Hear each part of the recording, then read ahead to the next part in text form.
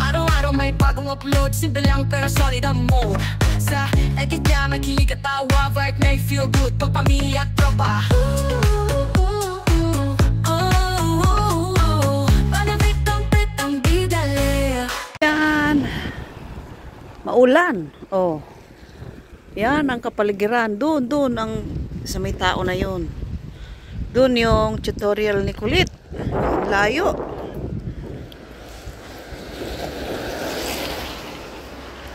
Kailangang magmadaling umuwi. Umuulan.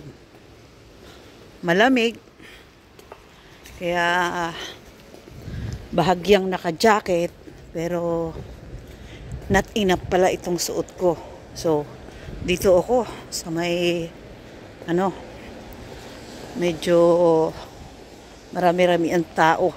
Kaysa sa kabila, wala, as in, ako lang maglalakad doon. Kaya lang dito ay open na open talaga. So, wala naman sasakyan. Starting ko na to. Maala na. Tigas ng kukuti, no? Ayan, at malayo-layo din yung aking uuwian. Halos dito na ito sa may ayan may Jockey Club, ayun yun, Jockey Club po yung building na yon. So dito na ako dadaan sa may maraming dumadaang sasakyan. At yun yung bahay ng uuwian ko, malayo pa. Ay ate, dyan pala bahay nyo? Dyan bahay nyo? Tutorial? Galing na school. Oo, yung sa akin hinatid ko sa tutorial dyan sa likod. Ayan, medyo marites. Marites, guys. Oh. Ayan. Ang layo from doon. Ayun, oh. Oh, doon pa sa dulo. Tapos daan ako dito kasi kahit paano may mga building sa gilid-gilid. So sa kabila ay open na open. Pag mahangin, babaliktad ang aking payong galing sa paghatid sa tutorial.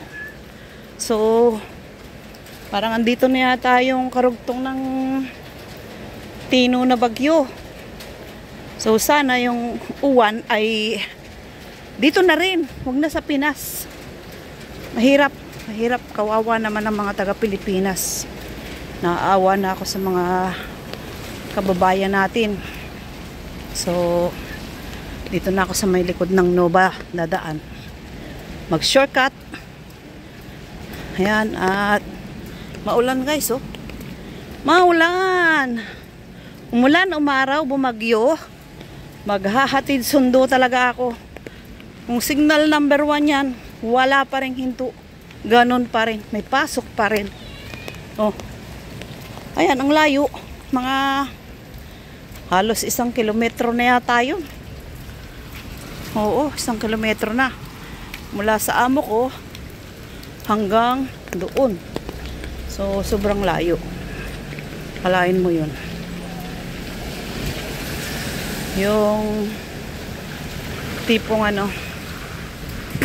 bawal mapagod, bawal sumuko ang buhay OFW. Ayan, kaya wag masyadong waldas para pag uwi natin ay kung 5,000 sahod mo, kahit 1,000 itabi mo. Dahil kahit paano ay may dudukutin ka. O, di ba? Sabi nga, kahit sa Bible, yung 10% ng kinita mo i-tithes mo. So hindi naman tayo na hihindian kapag napunta tayo ng church. Kailangan talaga mag-tights. Hindi 5, hindi piso. Oh. Kasi para makatulong na rin sa mga gastusin sa mga charts, mga ganun ba. Habang tayo ay malakas at nagpapasalamat din, ano, awa ng Diyos. Ayan. Kasi pagka mahina na tayo, Diyos pa rin ang tatawagin natin. Kaya ang buhay ng tao, paikot-ikot lang. Ayan. At tayo ay binibigyan pa niya ng lakas. Umulan, umaraw, ay nasa labas tayo bilang isang tagapangasiwa ng buong bahay ng amo.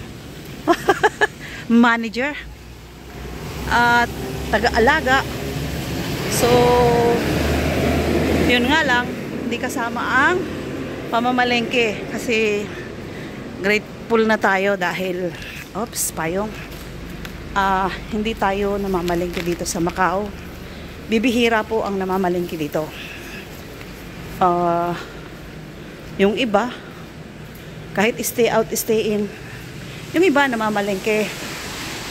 Pero ako ay awa ng Diyos, hindi naman kasama sa kontrata.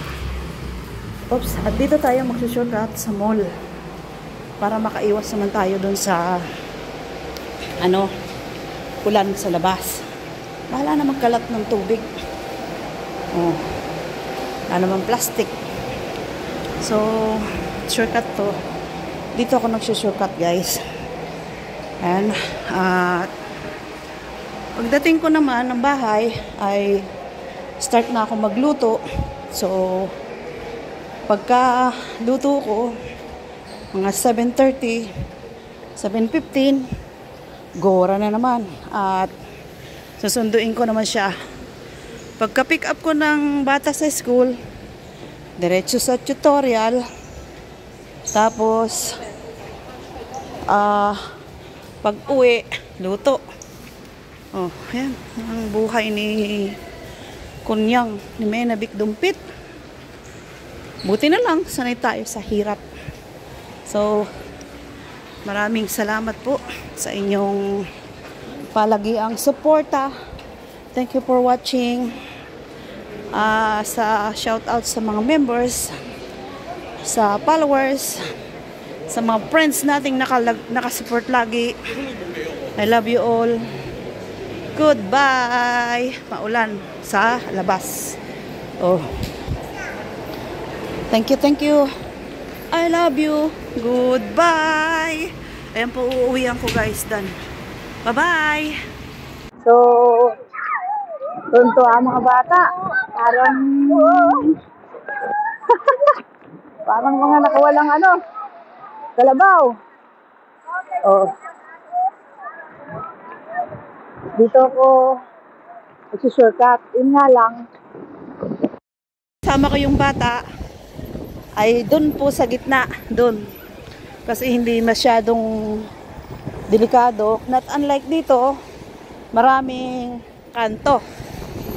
May gitna, may kaliwa, may kanan, may likod, may harap. Pero doon banda, straight lang yan. Dito kailangan mag-shortcut para makapagluto na tayo. Ako lang pala, sorry. Bakit ko ba kayo laging isinasama? So, dyan lang kayo sa aking salamat sa support. Kasi shout out Vlog Elegance, kasi sasabihin ikaw lang. Kasi ganoon din ako. Sabi niya, sakay na. Gaya nun. Angkas na. Ikaw lang. Para pag nahulog ka sa bangin, ikaw lang. Mga biro-biroan lang. Bilang parang mga magkakapatid nga, no? So, bahala nang mapipikon.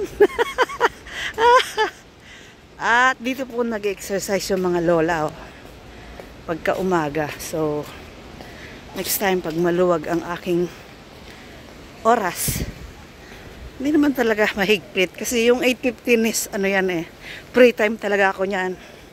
8:15. Dito ako nagtatambay. Exercise.